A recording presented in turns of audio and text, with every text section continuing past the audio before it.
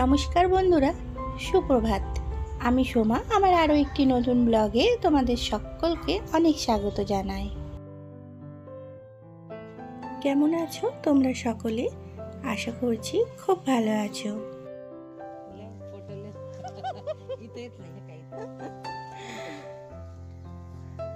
ये क्या है? ये मक्का। ओ मधुमक्का क्या? এখন বাজে সকাল 6টা। রোজকার মতন আমরা এসেছি মর্নিং ওয়াকে। মর্নিং ওয়াক থেকে বাড়ি ফেরার পথে আমরা এখানে ঢুকেছি। তো এখানে অনেকগুলো জমি আছে যেখানে সবজি টবজি চাষ হয়। তো এখানে সবজি বিক্রিও করে আর টাটকা সবজি পাওয়া যায়। আমরা আগে দুজন মিলে আসতাম, আর এখন এই যে 3জন হয়েছি। এই আন্টিটাও এখন আমাদের সাথে আসে। তো এই আন্টি আমাদেরকে এই জায়গাটায় নিয়ে এলো। তো আন্টি সবজি কিনবে, বললো দেখে আসবি চো, ওখানে অনেক টাটকা টাটকা সবজি পাওয়া যায়। তো তাই আমরা এলাম, কিন্তু এসে অনেকক্ষণ ধরে এখানে দাঁড়িয়ে আছি। ওই যে দূরে দেখা যাচ্ছে একটা বউ যাচ্ছে, তো সেখান থেকে বউটা পালং শাক আনতে গেছে। তো অনেকটা জায়গা জুড়ে সবজি চাষ হয়েছে। ওই দূরে ওখানে ধনেপাতা আর পালং শাক আছে। আমাদেরকে এখানে দাঁড় করিয়ে রেখেছে। আর এখানে না অনেক রকম ফুল গাছ, নানা রকম ছোট ছোট গাছ আছে, যে ফুল গাছগুলো আমি কোনোদিনও হয়তো দেখিনি, তো সেই ফুল গাছগুলোও দেখছি এখানে আছে। তো কটা তুলেছি নিয়ে যাব বলে। আমার না ফুল গাছ লাগাতে ভীষণ ভালো লাগে, কিন্তু এখানে আর হয়ে ওঠে না মাটির অভাবে। এখানে মাটির বড়ই অভাব।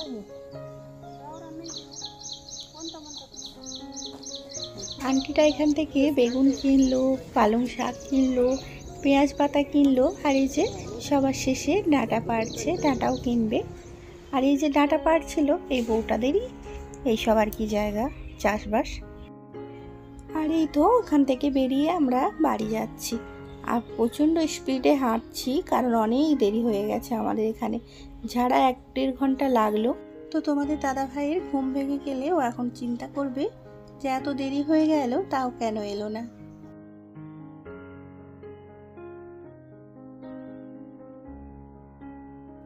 আর এই যে বাড়ি এসে বাসি কাজকর্ম গুছিয়ে স্নান করে পুজো টুজোও সারা হয়ে গেছে।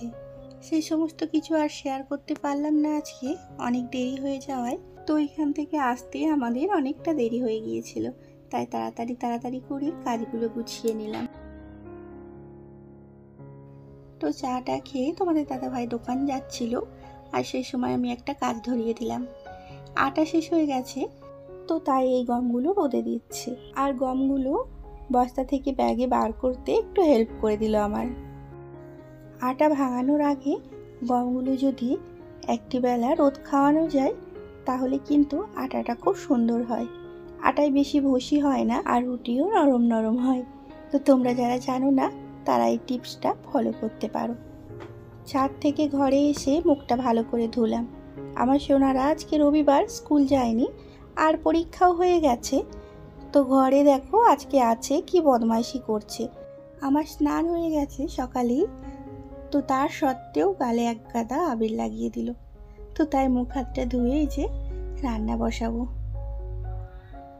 রান্নার এই যে তেলের ডাব্বায় দেখছি তেল শেষ হয়ে গেছে, তাই এই যে এখান থেকে তেল ঢেলে নিলাম।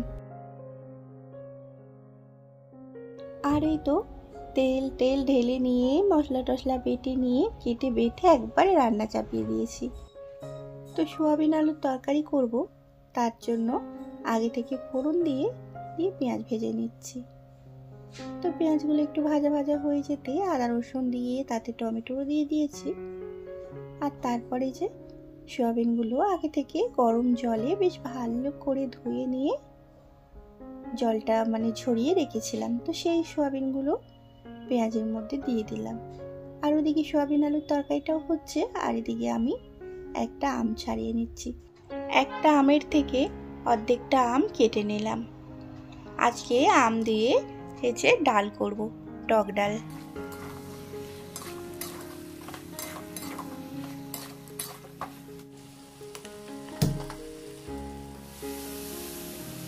আর এই তো সোয়াবিন আলুর তরকারিটা বেশ ভালোভাবে কষিয়ে নিয়ে জল দিয়ে দিলাম। অল্পই জল দিলাম, কারণ মাখা মাখা করে শুকনো শুকনো করে এই তরকারিটা করছি বলে। ডাল হচ্ছে তাই এটা ঝোল করব না।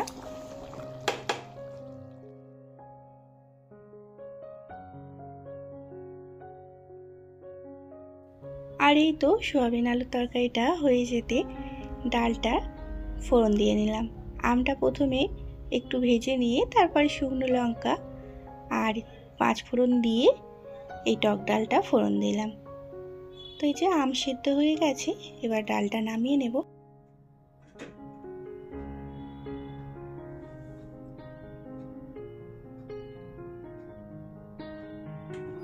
আর এই তো এখন বাজে সন্ধ্যে 7টা। এখন আমি সন্ধে দিচ্ছি।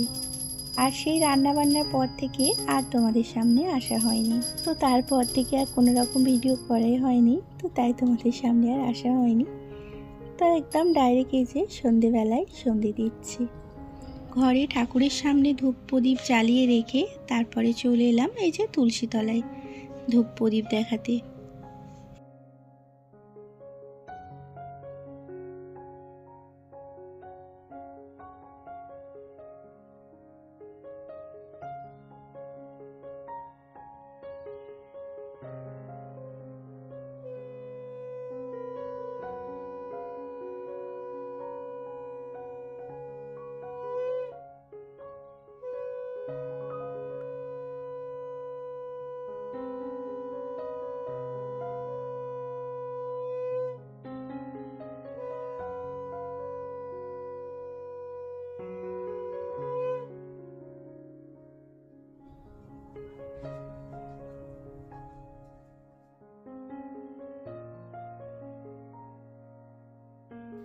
আর এই তো সন্ধে টন্ধে দিয়ে রান্না বান্না চাপাবো।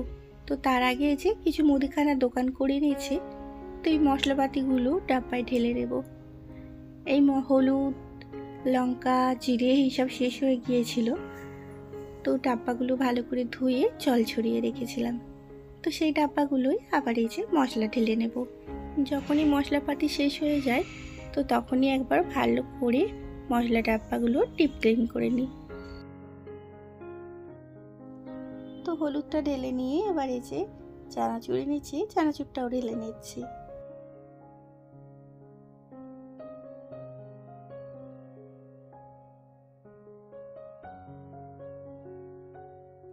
আজকে সকালবেলায় মর্নিং ওয়াকে গিয়ে যে জায়গাটায় গিয়েছিলাম ওখান থেকে দুটো ফুল গাছ নিয়ে এসেছি। তো তাই তোমাদের দাদাভাইকে বললাম সন্ধ্যেবেলায় যে দুটো টবও কিনে আনতে, আর এই যে দুটো টব কিনে এনেছে। আর আজকে ওই জায়গাটায় গিয়ে না সকালবেলায় ভীষণ ভালো লাগলো। চারিদিকে সবজি গাছ, তারপরে পাখি ডাকছে, আর কত সুন্দর শান্ত পরিবেশ। অনেক দিন পর গ্রামের অনুভূতি পেলাম।